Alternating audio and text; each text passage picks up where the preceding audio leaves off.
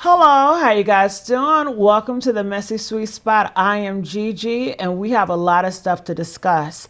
Biggie Smalls' mom, she is speaking out, and she is speaking with Gene Deal, and she is giving Green Deal the go. She says that everything that he says is correct. She also talks about how Diddy could not stand Biggie Smalls, and she too feels that Diddy was behind Biggie's demise. So make sure you guys like, share, and subscribe here at the Messy Sweet Spot, and let's hear what Gene Deal has to say. And it's another video I would love for you guys to listen to. Okay, let's hear here. Gene Deal. Hey, Miss Wallace, Gene Deal. Oh, hi, Gene. How are you? All right, man. You know I ain't seen you since I came to your house and had that conversation with you. How you been? You all right? I've been okay. I've been watching you on Facebook. I'm sorry, Miss Wallace. I'm sorry I had to do what I had to do, but you know, it is what it is. Okay. I know you do. Thank you, Miss Wallace. Like I told people, I said if Miss Wallace would have called me and told me to shut it down, I would have shut it down. Miss Wallace ain't called. She knew how to get in touch with me. If Miss Wallace didn't tell me to shut it down, I'm going to keep doing it because I respect you, Miss Wallace. Do what you do. Thank you, Ma. I appreciate you. What you do. What was the backstory behind that? Big Mom calling you. My man, that had to be, if I say exhilarating, it has to be one highlights of coming out here and doing what I've done over the last, since 97. Since 97. Since I seen Miss Wallace. You know what I'm saying?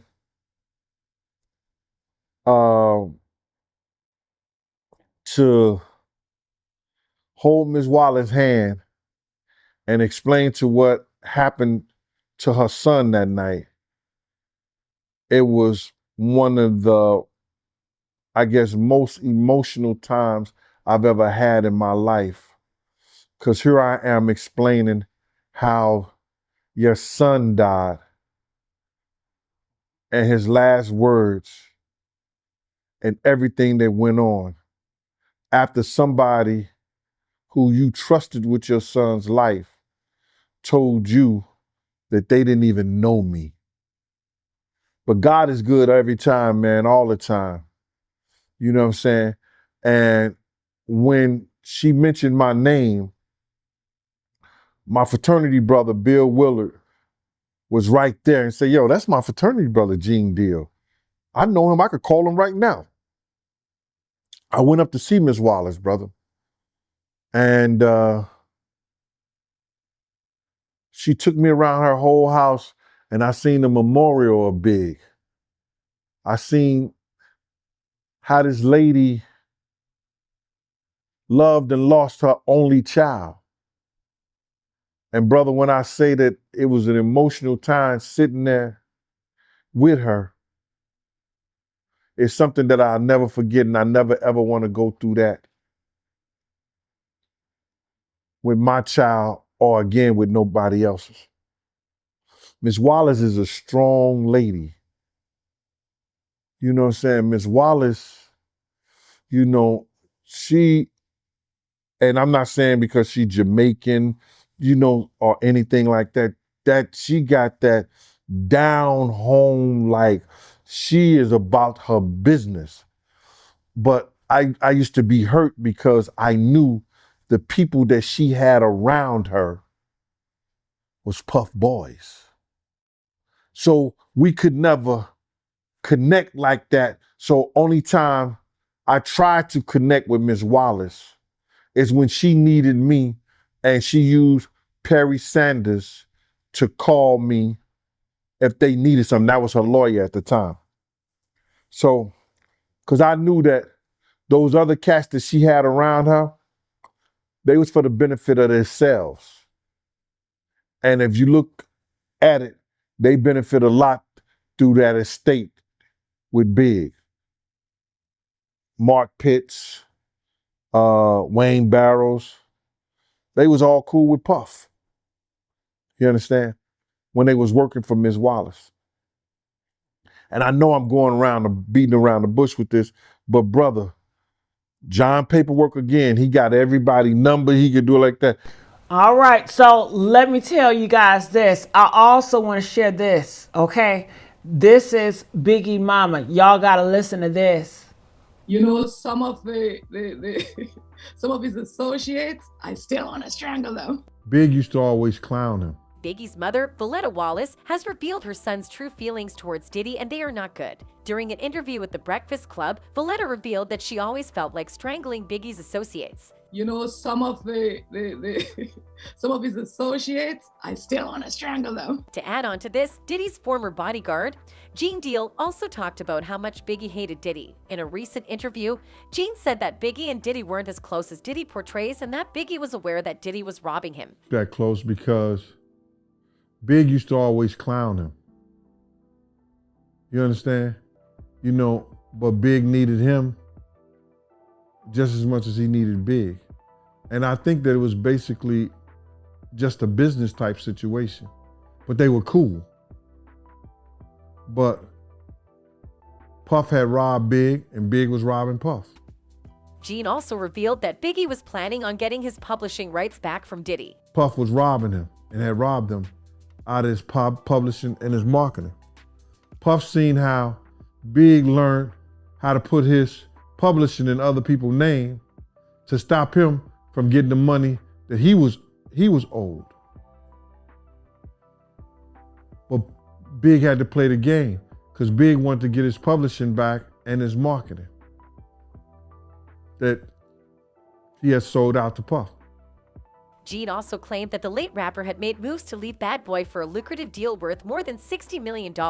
Deal said he saw Biggie's Bad Boy contract when he had to watch over Diddy's briefcase during a flight. It outlined Big's earnings in increments of $250,000 but left publishing income in Puff's possession. When he asked Biggie about it, the rapper allegedly told him about his new deal and all the money he'd make. Yeah, Big had a contract, and what happened was when me and Puff rode on the plane coming back down there, Puff gave me his briefcase and everything like that. Like, yo, here, like me carry this shit. Say, all right, motherfucker, I got 5 hours, 6 hours on this thing. Let me see what's in the briefcase. And then at the end of the contract, I was skimming through it. At the end of the contract said, we're gonna discuss about you getting your publishing and your marketing back. And I think the contract was for so many years for like 62 million, it comes out to like $62 million.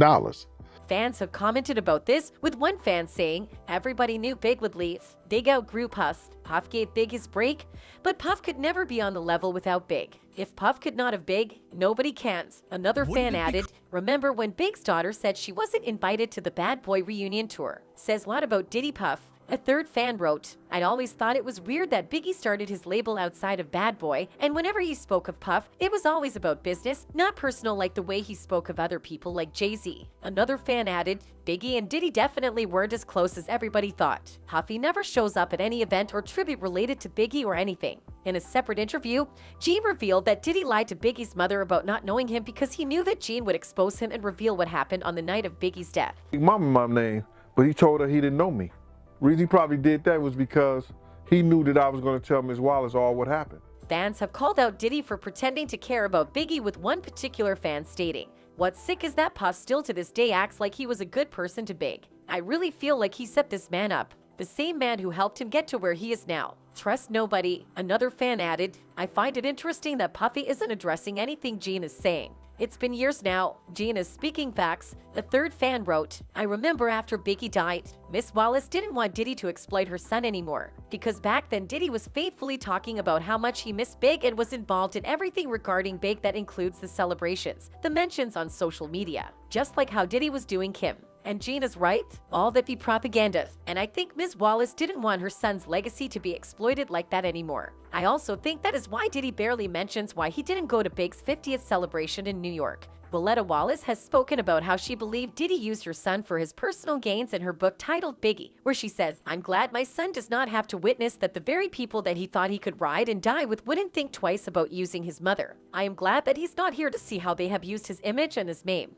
I believe Sean loved my son after he was dead. I used to tell Christopher all the time not to trust Sean." What's more, Voletta also wrote about how much money he received when he signed on with the label. The truth is, Christopher accepted the illusion of a friend and mentor for about $25,000. That's the amount Puffy lured my son with. That was a lot of money for Christopher back then as a 19-year-old. He had never seen that much at one time in his life, Wallace wrote. It was enough money to make my son believe that Puffy was ready to do anything for him. It was enough to buy a blind love and loyalty. In addition to this, Biggie's mom has criticized how the investigation of her son's murder has been handled over the years, and with good reason. In an interview with the Daily Mail, Voletta said that she hurts every single day knowing that she will never see her son again and that his killer is still at large. The matriarch of hip-hop revealed that she and LAPD detectives investigating the murder know who is responsible for her son's death, but a conspiracy prevents the case from ever being solved. "I have a very good idea who murdered Christopher, and I genuinely believe that the LAPD know exactly who did too," she said.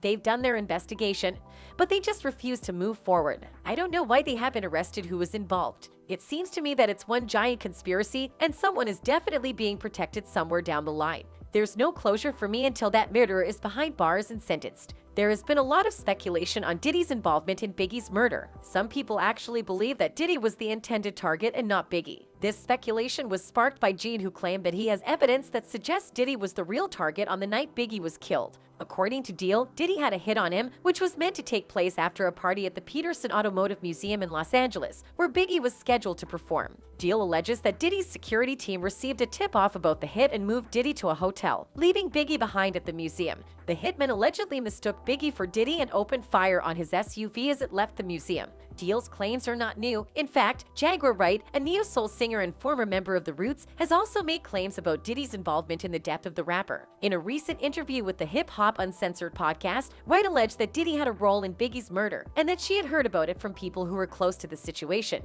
Jaguar revealed that Diddy had a motive for wanting Biggie dead, as he saw the rapper as a threat to his own success in the music industry. Jaguar also talked about how Diddy benefited off Biggie's death. Puffy has been making money off of Biggie's name for longer than Biggie was alive. People keep forgetting he hadn't turned 25 yet. He was still 24 when he died. It's been over 25 years. Clearly, a Biggie Smalls verse is very valuable. So then what the fuck happened to the commission? What happened to that album? It was recorded. It was being mixed and mastered upon Biggie's death. It was supposed to have came out that summer after Biggie's album, because Biggie's album was slated. He died a week and a half before his album came out. Then the commission was supposed to come out, and that was supposed to be his exit from Bad Boy, and then starting his own company. Puffy has been making money on that boy's name longer than he lived. It supported all of Bad Boy. That's real, yo. The more money you make, the more problems you get.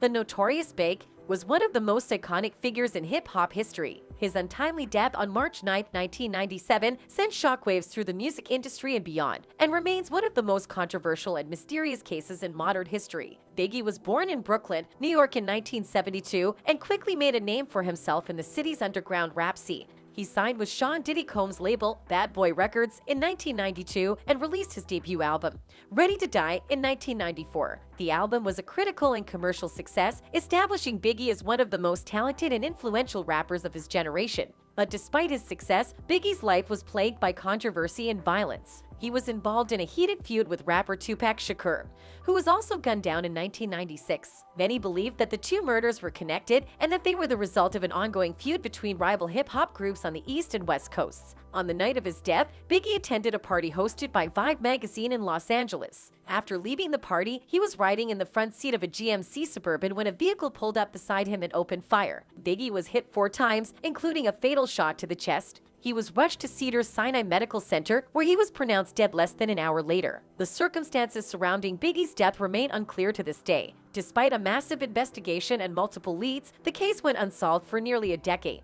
Many theories and rumors have circulated over the years, including allegations of police corruption and involvement by rival gangs. Some even believe that Biggie's death was orchestrated by people within the music industry itself. In the years following his death, Biggie's legacy only grew stronger. He became one of the most celebrated and influential figures in hip-hop history, and his music continued to inspire a new generation of artists. But for his family, friends, and fans, the pain of his loss never fully subsided. Voletta Wallace became an advocate for justice and worked tirelessly to find out who was responsible for her son's murder. She publicly pleaded for anyone with information about the case to come forward and cooperate with the authorities. In addition to seeking justice for her son, Voletta also took on the responsibility of managing his estate and preserving his legacy. She founded the Christopher Wallace Memorial Foundation, which provides educational opportunities for children in Brooklyn, where her son grew up. Despite the lack of resolution in the case, Biggie's impact on the music industry and popular culture is undeniable. He paved the way for countless artists who followed in his footsteps, and his influence can be heard in the work of everyone from Jay-Z to Kendrick Lamar. That's it for today's video, folks. Bye. Ooh, honey, that was a lot. You guys got a comment. I want to know, what are your thoughts about this? Did you guys enjoy it? All right, make sure you guys like, share, and subscribe here at the Messy Sweet Spot. I am Gigi, and I will see you guys on another upload. Bye.